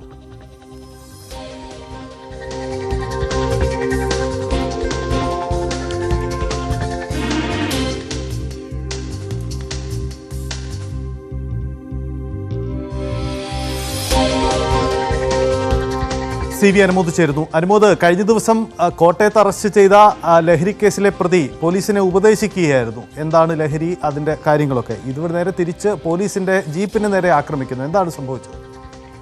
സജിത്ത്, ഇന്നലെ രാത്രിയാണ് ഈ സംഭവം ഉണ്ടായത്. കിണറടപ്പിൽ വൈകുന്നേരം തന്നെ യുവാവ് മയക്കുമരുന്ന് ഉപയോഗിച്ചുകൊണ്ട് നിൽക്കുന്നുണ്ടായിരുന്നു. അത് ചിലർ ചോദ്യം ചെയ്യുകയും അയാളോട് വീട്ടിലേക്ക് പോകാൻ പറയുകയും ചെയ്തു. തുടർന്ന് വീട്ടിലെത്തിയ ഇയാൾ കത്തിയുമായിട്ട് തന്നെ നേരത്തെ ഉപദേശിച്ച ആളുകളോട് അക്രമം കാണിക്കുകയായിരുന്നു. അവർക്ക് നേരെ കത്തി വീശുകയായിരുന്നു. തുടർന്ന് അവർ പോലീസിനെ വിവരമറിയിക്കുകയും പോലീസ് സ്ഥലത്തെത്തി ഇയാളുമായി സംസാരിക്കുകയും ആദ്യമൊക്കെ ശാന്തനായിട്ട് പ്രതികരിച്ച യുവാവ് വളരെ പെട്ടെന്ന് പ്രകോപിതനാവുകയും പോലീസിനെ ആക്രമിക്കുകയും വാഹനത്തിന് ചില്ലടിച്ചു പൊട്ടിക്കുകയും തുടർന്ന് വലിയ അക്രമ രംഗങ്ങൾക്ക് അവിടെ ഉണ്ടാക്കുകയും ചെയ്തു.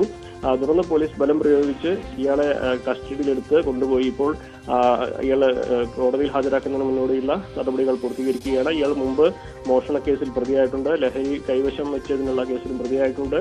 ഇയാളുടെ മുൻപും പല കേസുകളും ഇയാൾക്കെതിരെ ഉണ്ടായിട്ടുണ്ടെന്ന് പോലീസ് പറയുന്നു. ഇയാൾക്ക് എതിരെ പോലീസിനെ ആക്രമിച്ചതിനും ഡ്യൂട്ടി തടസ്സപ്പെടുത്തിയതിനും തുടങ്ങിയ കുറ്റങ്ങൾക്കുള്ള വകുപ്പുകളാണ് ചുമത്തിയിട്ടുള്ളത്. എന്തായാലും പോലീസ് ജീപ്പ് അതിന് നേരെ ആക്രമണം നടത്തിയ യുവാവിനെതിരെ കൂടുതൽ കടുത്ത വകുപ്പുകൾ, കടുത്ത നീക്കങ്ങൾ പോലീസിന്റെ ഭാഗത്തു നിന്നുണ്ടാകും. ഇനിയൊരു ഇടവേളയാണ്. ഇടവേളയ്ക്ക് ശേഷം വളരെ പ്രധാനപ്പെട്ട ഒരു അതിഥി കൂടി നമുക്കൊപ്പമുണ്ട്. സുനിത വില്യംസും സംഘവും ബഹിരാകാശത്ത് നിന്ന് ഭൂമിയിലെത്തിയ ഡ്രാഗൺ ദൗത്യത്തിന്റെ വിജയത്തിന്റെ പശ്ചാത്തലത്തിൽ VSSCയുടെ സ്പേസ് ക്രാഫ്റ്റ് ട്രാൻസ്പോർട്ടേഷൻ മുൻ ഡയറക്ടർ എസ് ഗീതയുമായി ഷിജ ശ്യാം നടത്തിയ അഭിമുഖമാണ്. വിശദമായി ഇടവേളയ്ക്ക് ശേഷം ഈ അഭിമുഖം നമുക്ക് കാണാം.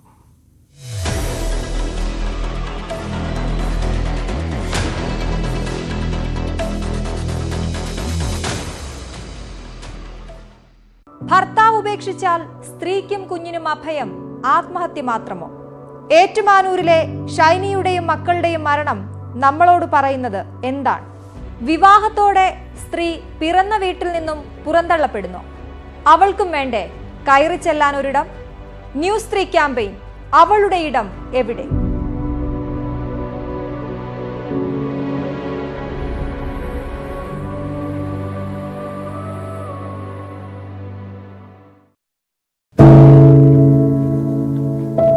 പെരുകുന്ന കുറ്റകൃത്യങ്ങളുടെ വാർത്തകൾ എല്ലാ ദിവസവും വായിച്ച് തളരുന്ന കാലമാണ് മാധ്യമപ്രവർത്തക എന്ന രീതിയിൽ ഇപ്പോൾ.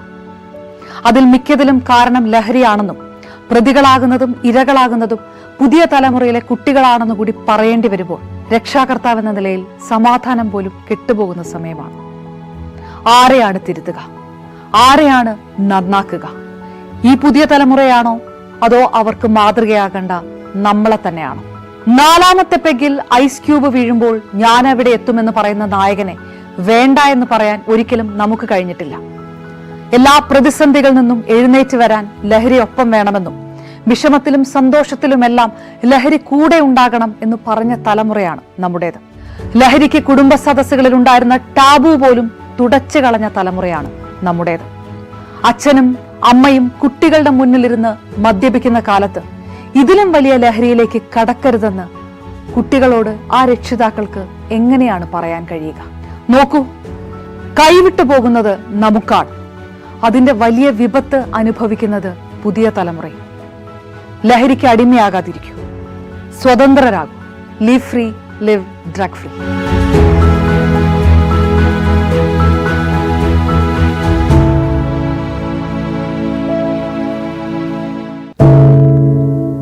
എന്തു പറ്റി നമ്മുടെ നാടിന് എന്ന് ചോദിച്ചു പോകുന്ന കാര്യങ്ങളാണ് ഇപ്പോൾ സംഭവിക്കുന്നത്. എന്തൊക്കെയാണ് നമ്മുടെ യുവതലമുറ തെരുവുകളിൽ കാട്ടിക്കൂട്ടുന്നത്? കൊല്ലാൻ പോലും മടികാട്ടാത്ത ഇവർ സ്വബോധത്താൽ ഇങ്ങനെയൊന്നും ചെയ്യില്ല. നാടിന്റെ അഭിമാനമായി വളരേണ്ട യുവത്വത്തെ ഇങ്ങനെ പോകാൻ അനുവദിച്ചുകൂടാ. നമ്മൾ ഓരോരുത്തരും മാതാപിതാക്കൾ കൂടിയാണ്.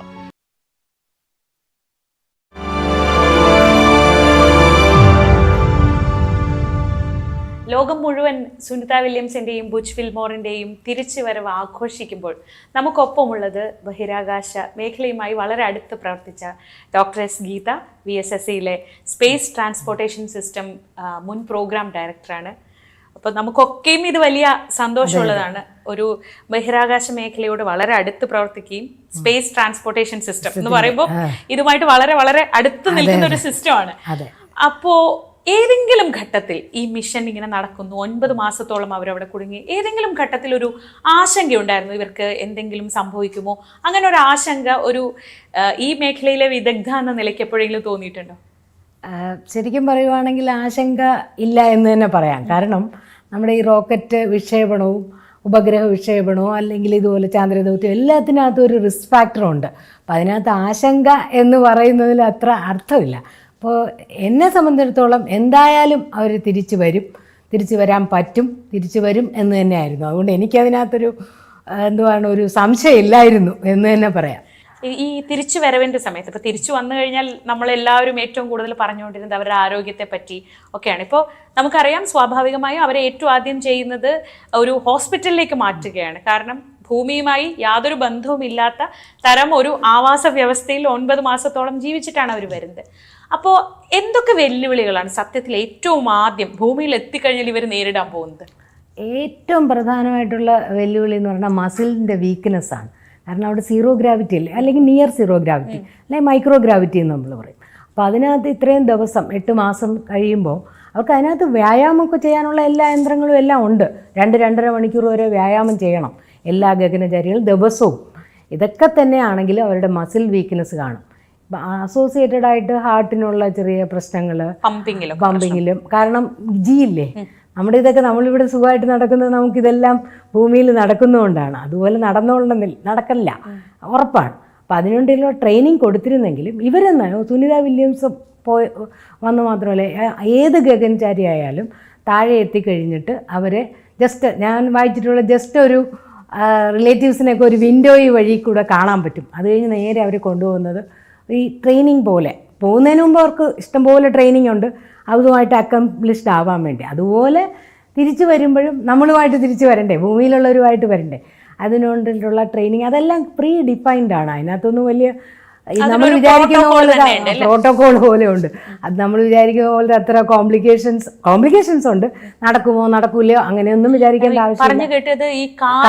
ബേബി ഫീറ്റ് ആണെന്ന്, കാരണം നടക്കാൻ പറ്റില്ല. കാലിന്റെ താഴെ 9 മാസമായിട്ട് നിലത്ത് പാദം ഊന്നിയിട്ടുണ്ടാവൂല, പറ്റില്ല. അതറിഞ്ഞിട്ട് തന്നെയാണല്ലോ. അപ്പോൾ അതിൻ്റെതായ ഒരു 45 ദിവസത്തോളം ഉള്ള ട്രെയിനിങ്ങാണ്. എനിക്ക് തോന്നുന്നു കുറച്ച് ദിവസത്തേക്കാണെങ്കിൽ ഇത്രയും വേണ്ടി വരില്ലായിരിക്കും. ഇവർ ഇത്രയും 8 മാസവും ഇതായതുകൊണ്ടാണ് കുറച്ചുകൂടെ നമുക്ക്. പിന്നെ നമ്മൾ ഈ വരാൻ പറ്റുമോ ഇല്ലയോ എന്നുള്ള ആളുകളുടെ എല്ലാം ആശങ്ക, അതെല്ലാം കൊണ്ടാണ്. അവരുടെ ഒരു മാനസികാവസ്ഥയെ പറ്റി ആലോചിച്ച് നോക്കിയിട്ടുണ്ടോ? അതായത് ഇവിടെ പലതും പറയുന്നു, ഇപ്പം സുനിത വില്യംസിനെയും ബുച്ച് വിൽമോറിനെയും പറ്റി പറയുകയാണെങ്കിൽ ബൈഡൻ ഭരണകൂടം അവരെ ഉപേക്ഷിച്ചു, അങ്ങനെ പലതും പറഞ്ഞു കേൾക്കുന്നുണ്ട്. അല്ലെങ്കിൽ ഇതിന് പിന്നിലുള്ള കൊമേഴ്ഷ്യൽ താല്പര്യങ്ങൾ കൊണ്ടാണ് അവരെ അവിടെ നിർത്തിയിരിക്കുന്നതെന്ന് പറയുന്നു.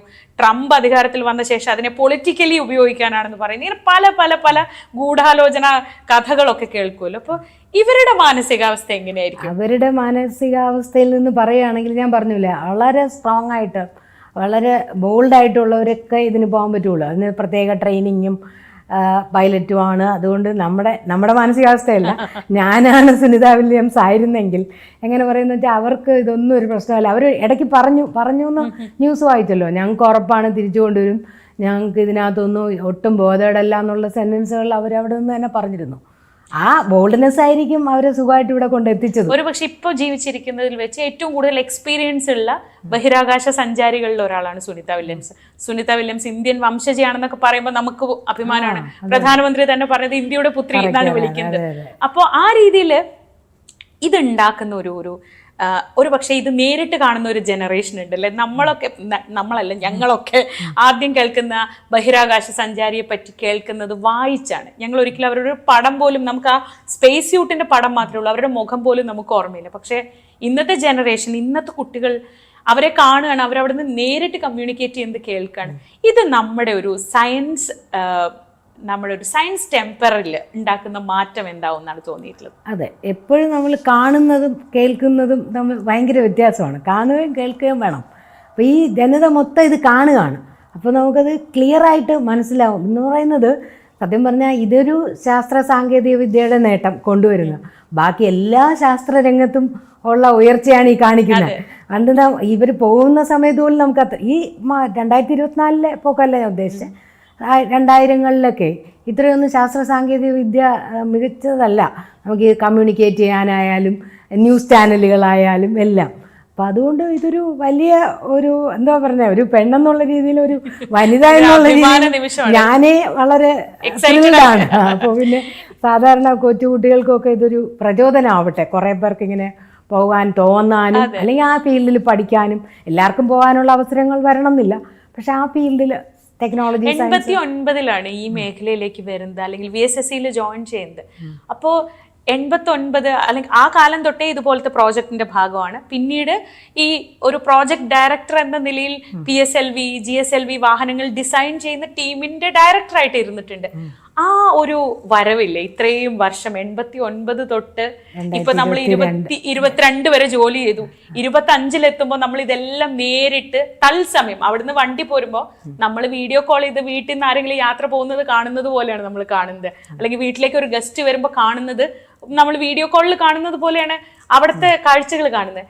ആ ഒരു യാത്ര തിരിഞ്ഞു നോക്കുമ്പോൾ ഈ ഇങ്ങനത്തെ ഒരു ഫീൽഡിൽ നിന്നിട്ട് ആലോചിക്കുമ്പോൾ അത് എത്ര ചലഞ്ചിങ് ആയിരുന്നു, എത്ര ത്രില്ലിംഗ് ആണ് ഈ യാത്ര തന്നെ. യാത്ര എന്ന് പറയുമ്പോൾ 1989 ജോയിൻ ചെയ്യണം. അന്ന് ഇതുപോലെ കമ്പ്യൂട്ടറുകളൊക്കെ വന്നിട്ടേ ഉള്ളൂ. പേഴ്സണൽ കമ്പ്യൂട്ടറൊക്കെ ഞങ്ങൾക്കൊരു എനിക്ക് തോന്നുന്നു ഒരു 20 പേർക്ക് ഒരു കമ്പ്യൂട്ടർ അങ്ങനെയൊക്കെ ഉള്ളൂ. അതിൽ നിന്ന് ഇപ്പോൾ 2022 ചേഞ്ച് എന്ന് പറയുമ്പോൾ ഡ്രാസ്റ്റിക്കാണ്.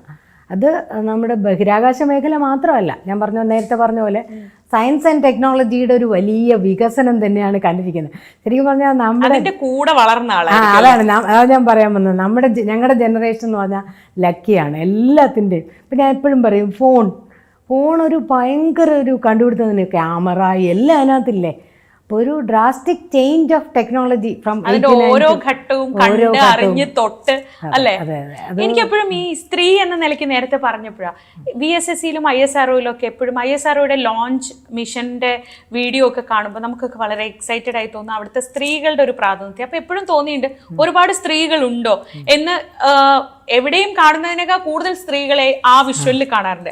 അത് ആ വിഷ്വലിൽ മാത്രമേ ഉള്ളൂ, അത് പൊതുവെ അങ്ങനെയാണ്. അപ്പോൾ ഞാൻ 1-2 പ്രാവശ്യം ഞാൻ ഇന്റർനാഷണൽ വിമൻസ് ഡേയുടെ ചെയർപേഴ്സൺ ഒക്കെ ആയിരുന്നു.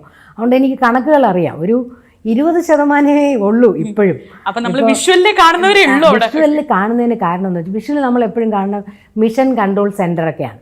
മിഷൻ കൺട്രോൾ സെന്ററിൽ മിഷൻ ഡിസൈൻ അതിനകത്തൊക്കെ ചെയ്യുന്ന ഋതു അവരൊക്കെ ആയിരിക്കും.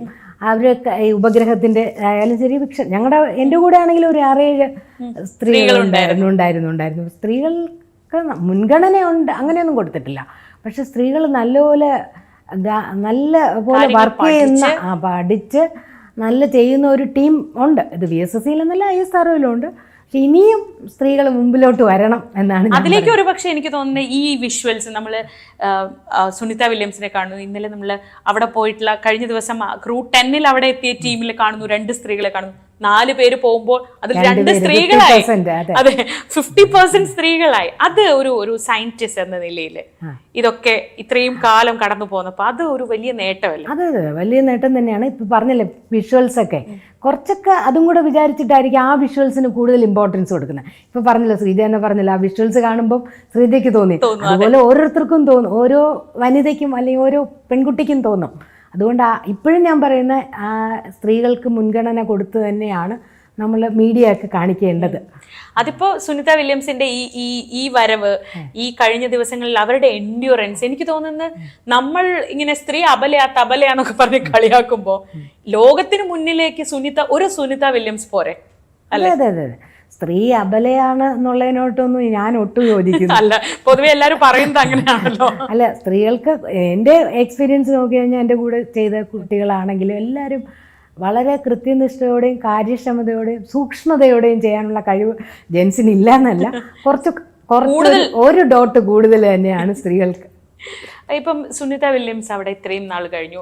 അവരാദ്യമായിട്ടല്ല, അവര് ഇതുപോലെയുള്ള ദൗത്യത്തിൽ മുമ്പും പങ്കാളിയായിട്ടുണ്ട്. ഒരുപാട് സമയം മുൻപും സ്പേസ് സ്റ്റേഷനിൽ കഴിഞ്ഞിട്ടുള്ളത്. പക്ഷെ നമുക്ക് സംശയം വന്നിരുന്നത് ഇത് അപ്രതീക്ഷിതമായി പോയതുകൊണ്ട് അവിടെ എന്തെങ്കിലും ബുദ്ധിമുട്ട് വരുമോ എന്നൊക്കെയായിരുന്നു. നോർമലി ഒരു സ്പേസ് സ്റ്റേഷൻ്റെ അകത്തെ ആക്ടിവിറ്റീസ് എന്തൊക്കെയാവും എന്നറിയാൻ എല്ലാവർക്കും കൗതുകം ഉണ്ടാവും തോന്നുന്നു. കാരണം നമ്മളാകെ കാണുന്ന അവരെ വളരെ കുറച്ച് സമയം കാണുന്നുള്ളൂ. ഇതല്ലാത്ത സമയത്ത് എന്തൊക്കെയാണ് ഒരു സ്പേസ് സ്റ്റേഷനിലെ ആക്ടിവിറ്റീസ്? സ്പേസ് സ്റ്റേഷനിലാണെങ്കിലും മനുഷ്യൻ തന്നെയല്ലേ അവിടെ താമസിക്കുക. അപ്പോൾ നമ്മുടെ പോലെ ഒരു ദിനചര്യ പോലെ അവർക്കും ഉണ്ട്. 6 മണിക്ക് എണീറ്റ് 9:30 വരെയാണ് അവരുടെ ടൈം എന്ന് പറയുന്നത്. അപ്പോൾ അതിനിടയ്ക്ക് നമ്മൾ ചെയ്യുന്ന പോലെ അവർക്കും പല്ല് തേക്കണം, കുളിക്കണം, പിന്നെ ഉറങ്ങണം, ഭക്ഷണം കഴിക്കണം. ഭക്ഷണം കഴിക്കാനുള്ള പിന്നെ വ്യായാമം ചെയ്യണം, അത് മസ്റ്റാ. 2-2.5 മണിക്കൂർ അവർ വ്യായാമം ചെയ്യണം. വ്യായാമം ചെയ്യാനുള്ള സാധനങ്ങളൊക്കെ അവിടെ ഉണ്ട്, നമ്മുടെ വാക്കർ പോലെയും എല്ലാ സാധനങ്ങളും ഉണ്ട്. അത് ചെയ്യണം. 2 മുതൽ 2.5 മണിക്കൂർ വരെ ചെയ്യണം. പിന്നെ പല്ല് തേക്കാനാണെങ്കിൽ നമുക്കറിയാലോ, ഗ്രാവിറ്റി കൊണ്ടാണ് നമുക്ക് പല്ല് തേച്ച് തുപ്പാനൊക്കെ പറ്റുന്നത്. അത് പറ്റില്ല. പേസ്റ്റും ബ്രഷും തന്നെയാണ് അവർ ഉപയോഗിക്കുന്നത്. വെള്ളത്തിൻ്റെ ഒരു ബാഗ് കാണും, വെള്ളം ചീറ്റി വളരെ കുറച്ച്, അതാണ് കൺസ്യൂം ചെയ്യണമൊക്കെ വളരെ കുറച്ചായിരിക്കണം വെള്ളമൊക്കെ. അവര് വാകുലിപ്പിച്ച് തൂക്കുകയല്ല ചെയ്യണേ, പിടിച്ചിറക്കുകയാണ് ചെയ്യണത്. പിന്നെ നിങ്ങളും എല്ലാം വായിച്ചിരിക്കുമല്ലോ, എല്ലാം കുളിക്കുന്നതൊക്കെ സ്ക്രബ്ബറിൽ വെള്ളവും സോപ്പും തേച്ച് പിന്നെ തലമുടി ഇങ്ങനെ ചെയ്ത് പിന്നെ ഡ്രയറുണ്ട്, ആ ഡ്രയർ വച്ചിരിക്കുന്ന സ്ഥലത്ത് പോയി നിന്ന് ഡ്രൈ ചെയ്യണം. ഉറങ്ങുന്നത് സ്ലീപ്പിംഗ് ബാഗ് എന്നാണ് പറയണത്. അത് ഏതെങ്കിലും ഒരു ഇതുമായിട്ട് ഘടിപ്പിച്ചിരിക്കും, തൂണുമായിട്ടോ അല്ലെങ്കിൽ ഇതിങ്ങനെ പറന്ന് നടക്കുമ്പോൾ എവിടെയെങ്കിലും പോയി ഇടിക്കും. അതുകൊണ്ട് അത് എപ്പോഴും അങ്ങനെ ഘടിപ്പിച്ചിരിക്കും. ഈ ഇന്റർനാഷണൽ സ്പേസ് സ്റ്റേഷൻ എന്ന് പറയുന്നത് തന്നെ ഒരു സമയത്ത് അത് വേണോ, ഇത്രയും ഒരു പക്ഷെ മനുഷ്യൻ നിർമ്മിച്ചിട്ടുള്ളതിൽ വെച്ച് ഏറ്റവും വിലപിടിപ്പുള്ള ഒരു സംവിധാനം അതായിരിക്കും ISS അല്ലെ. അപ്പൊ ISS വേണോ, ഇത്രയും ചെലവിൽ ഇത് നിലനിർത്തേണ്ട കാര്യമുണ്ട്, അങ്ങനെ പല ചർച്ചകളും വന്നിട്ടുണ്ട്. പക്ഷെ ഈ ബഹിരാകാശ ശാസ്ത്രത്തെ സംബന്ധിച്ച് എത്രത്തോളം പ്രധാനപ്പെട്ടതാണ് ISS വേണോ വേണ്ടയോ എന്നുള്ള, ഇപ്പൊ ചന്ദ്രയാൻ വേണോ, ചന്ദ്രനിൽ പോണോ, അതുപോലെ എടുക്കാനേ ഉള്ളൂ ISS എന്ന് പറയുന്നത്. പ്രധാനമായിട്ട് നമുക്ക് അവിടെയുള്ള ഒരുപാട് എക്സ്പെരിമെൻറ്റ്സ് ഇപ്പം നമ്മൾ പേപ്പറിൽ വായിച്ചു കാണും, 3000-ലധികം എക്സ്പെരിമെൻറ്റ്സ് ഇത്രയും ദിവസം കൊണ്ട്. ഇത് ഏകദേശം എനിക്ക് തോന്നുന്നു 2000-ലാണ് ഓപ്പറേഷനിലായത്, ആളുകൾ പോകാൻ തുടങ്ങി. അപ്പോൾ തൊട്ടല്ലേ എക്സ്പെരിമെൻറ്റ്സ് ഉള്ളൂ. ഏകദേശം 24 വർഷവും കുറച്ച് ചില്ലറയും കൂടെ ഉണ്ട്, 4-5 മാസവും കൂടെ. അപ്പോൾ എക്സ്പെരിമെൻറ്റ്സ് ഒക്കെ കണ്ടക്ട് ചെയ്യണമെങ്കിലും ഇൻ്റർനാഷണൽ സ്പേസ് സ്റ്റേഷൻ എന്ന് പറയുന്നത് വേണം എന്നുള്ളത് തന്നെയാണ്. കാരണം ഈ എക്സ്പെരിമെൻറ്റ്സ് എന്തിനാണ് ചെയ്യുന്നത്? നമുക്ക് അവിടെ പോയിട്ട് അവിടെ നിന്ന് വേറൊരു സ്ഥലത്ത് പോകണമെങ്കിലോ അല്ലെങ്കിൽ ഒരു ചന്ദ്രനിൽ നിന്ന് നമുക്ക് മാർസിലോട്ട് പോകണമെങ്കിൽ ഇതെല്ലാം മൈക്രോഗ്രാവിറ്റിയിൽ എന്തൊക്കെയാണ് വേണ്ടത്, മെഡിസിൻസ് എങ്ങനെ വർക്ക് ചെയ്യും, ഫുഡ് എങ്ങനെ വർക്ക് ചെയ്യും, മനുഷ്യനെങ്ങനെ നിൽക്കാം എന്നുള്ളതൊക്കെ ലോങ് റണ്ണിലുള്ള എക്സ്പെരിമെൻറ്റ്സ് വഴിയേ നമുക്കത് പറയാൻ പറ്റുള്ളൂ. അതുകൊണ്ട് ഇൻ്റർനാഷണൽ സ്പേസ് സ്റ്റേഷൻ വേണോ വേണ്ടയോ എന്നുള്ളതിൽ ഒരു എന്നുള്ളത് ഒരു മസ്റ്റ് തന്നെയാണ്. ഇപ്പൊ അവിടെ ചെടി നട്ടുമുളപ്പിച്ചു, അങ്ങനെ പല പരീക്ഷണങ്ങൾ. ഇപ്പോൾ ഏറ്റവും കൂടുതൽ ഒരുപാട് പരീക്ഷണങ്ങളുടെ റെക്കോർഡുമായിട്ടാണ് സുനിത വില്യംസ് മടങ്ങി വന്നിട്ടുള്ളത്. ഏറ്റവും കൂടുതൽ സമയം ബഹിരാകാശ നടത്തിയ വനിതയായി, അങ്ങനെ ഒരുപാട് നേട്ടങ്ങളുണ്ട്. ഈ ഒരു ഇത്രയും വർഷങ്ങൾക്ക് മുമ്പ് ഞാൻ ചോദിക്കുന്ന 89 അല്ലെങ്കിൽ ആ കാലത്ത് 90s ഇതൊക്കെ സ്വപ്നം കാണാൻ പറ്റുമായിരുന്നോ? അന്ന് സ്വപ്നം കണ്ടിട്ടുണ്ടായിരുന്നോ? അന്ന് സ്വപ്നം കണ്ടിട്ടുണ്ടോ എന്ന് ചോദിച്ചാൽ ഇല്ല. കാരണം നമ്മൾ കോളേജിൽ നിന്ന് ജോയിൻ ചെയ്യുമ്പോൾ റോക്കറ്റ് തന്നെ ഒരു വിസ്മയമായിരുന്നു. ഞാൻ ചെന്ന ഉടനെ ഉള്ള ഫസ്റ്റ് റോക്കറ്റ് ലോഞ്ച് ഫെയിലുവറായിരുന്നു. അപ്പോൾ ഞാൻ വിചാരിച്ചിരുന്നത് എങ്ങനെയാണ് ഒരു സക്സസ് ആയിട്ടുള്ളൊരു റോക്കറ്റ് കാണാൻ പറ്റുമോയെന്ന് തന്നെയാണ്. പിന്നെ ഇസ്രോയുടെ തന്നെ പോയം എന്ന് പറഞ്ഞൊരു എക്സ്പെരിമെൻ്റ് ഉണ്ട്, ഓർബിറ്റൽ പ്ലാറ്റ്ഫോം. അത് ഇൻഡയറക്ട്ലി പറഞ്ഞ ചെറിയൊരു സ്പേസ് സ്റ്റേഷൻ പോലെയാണ്, ഓൾട്ടിറ്റ്യൂഡ് കുറച്ച് ഡിഫറെൻ്റ് ആണ്. അവിടെ നമ്മൾ ഇതുപോലെ പല മൈക്രോഗ്രാവിറ്റി എക്സ്പെരിമെൻറ്റ്സ് ചെയ്തിട്ടുണ്ട്. ലാസ്റ്റ് ഫ്ലൈറ്റിലും ഉണ്ടായിരുന്നു പോയം. അതും നമ്മുടെ ഒരു മുന്നോടിയാണ് ഇതുപോലെയുള്ള എക്സ്പെരിമെൻറ്റ്സ്. അപ്പോൾ മൈക്രോഗ്രാവിറ്റിയിലുള്ള എക്സ്പെരിമെൻറ്റ്സ് ചെയ്യുക എന്നുള്ളത് ഒരു ആവശ്യമുള്ള കാര്യം തന്നെയാണ്. എങ്ങനെയൊക്കെ നമുക്ക് സ്പേസിന്റെ ഒരു സാഹചര്യമായിട്ട് പൊരുത്തപ്പെടാൻ പറ്റുമെന്ന് അറിയാൻ ISROയിൽ ഈ പരീക്ഷ ഞാൻ ചോദിച്ചത് നേരത്തെ, അന്ന് ഈ ഒരു 89-ലൊക്കെ നമ്മൾ ആലോചിച്ചിട്ടുണ്ടോ ഇത്തരം കാര്യങ്ങൾ, ഇങ്ങനെയൊക്കെ നമുക്ക് മുന്നോട്ട് പോകാൻ കഴിയുമെന്ന് ആലോചിച്ചിട്ടുണ്ടോ എന്നായിരുന്നു ഞാൻ നേരത്തെ ചോദിച്ചത്. അത് നമ്മൾ ഓരോ ലെവലിലോട്ട് ഹയർ ആൻഡ് ഹയർ ലെവലിൽ പോകുമ്പോൾ നമ്മളും ഇതിൻ്റെ പ്ലാനിങ്ങിൻ്റെ വരുമല്ലോ. ശരിക്കും പറഞ്ഞാൽ ഈ ചന്ദ്രയാനിൻ്റെ സ്റ്റഡീസൊക്കെ ഈ പറയുന്ന ഇപ്പോൾ 2023-ലല്ലേ നമ്മൾ ചന്ദ്രയാൻ, എത്രയോ മുമ്പ് അതിൻ്റെ പ്ലാനിങ് ഒക്കെ ചെയ്തിരുന്നു. അതുപോലെ സ്പേസ് സ്റ്റേഷൻ്റെയും ടൂറിസത്തിൻ്റെയും എല്ലാ പ്ലാനിങ്ങും ഒരു 10 വർഷം മുമ്പേ ISROയിൽ നടക്കുന്നുണ്ട്.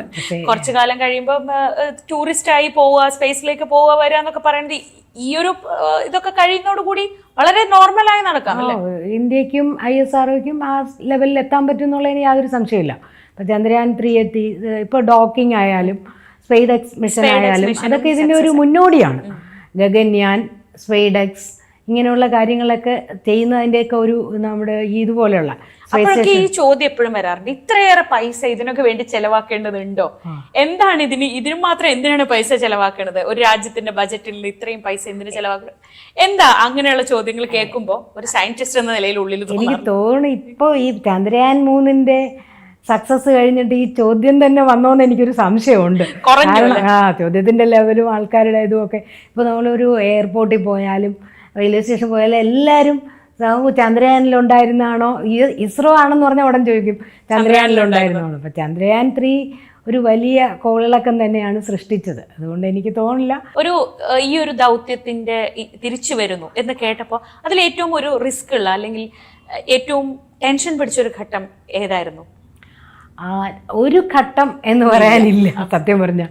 കാരണം ഇത് ഇങ്ങനെ ചുറ്റുമാണല്ലോ, 408 കിലോമീറ്റർ പൊക്കത്തിലുള്ള ഒരു 408 കിലോമീറ്റർ ഓർബിറ്റിലാണ് ഇത് നടക്കുന്നത്. ഭൂമിയെ ചുറ്റാൻ 90 മിനിറ്റാണ് എടുക്കണം ഒരു പ്രാവശ്യം. ഒരു ദിവസം 16 പ്രാവശ്യം ഭൂമിയെ ചുറ്റും ഇത്.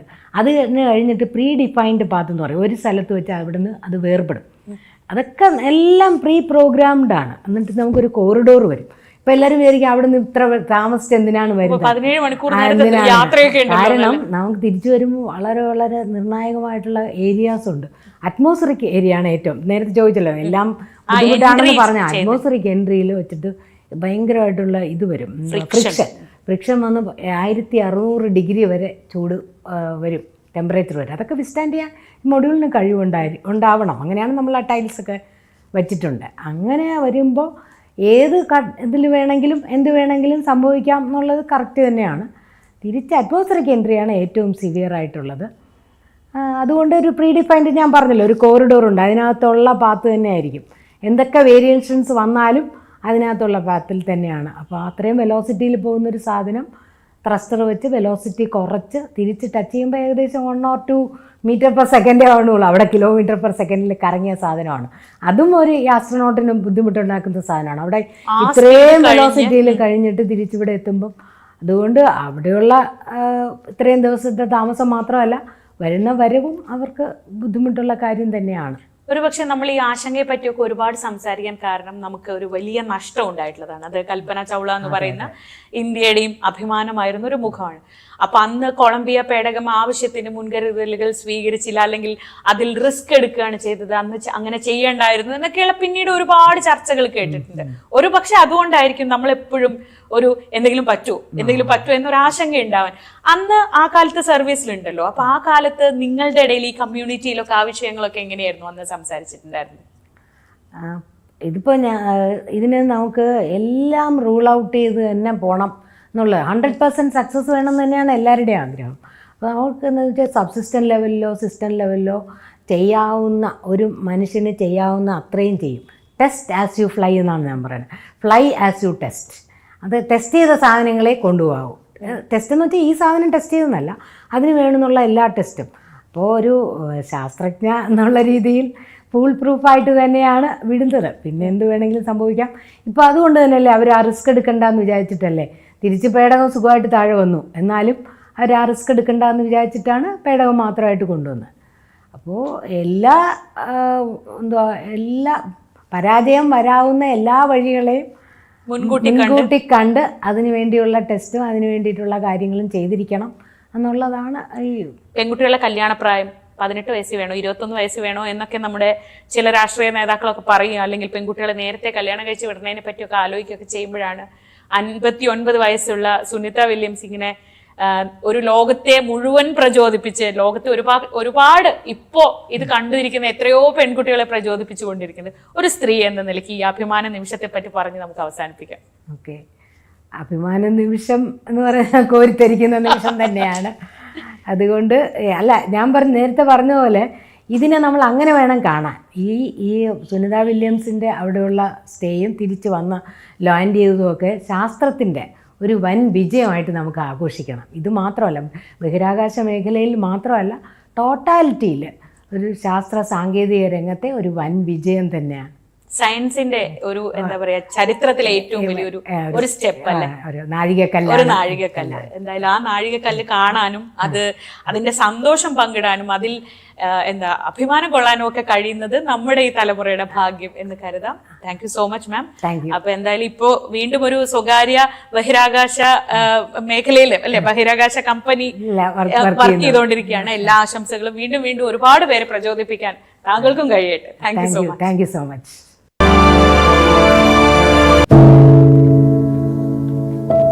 പെരുകുന്ന കുറ്റകൃത്യങ്ങളുടെ വാർത്തകൾ എല്ലാ ദിവസവും വായിച്ച് തളരുന്ന കാലമാണ് മാധ്യമപ്രവർത്തക എന്ന രീതിയിൽ ഇപ്പോൾ. അതിൽ മിക്കതിലും കാരണം ലഹരിയാണെന്നും പ്രതികളാകുന്നതും ഇരകളാകുന്നതും പുതിയ തലമുറയിലെ കുട്ടികളാണെന്നു കൂടി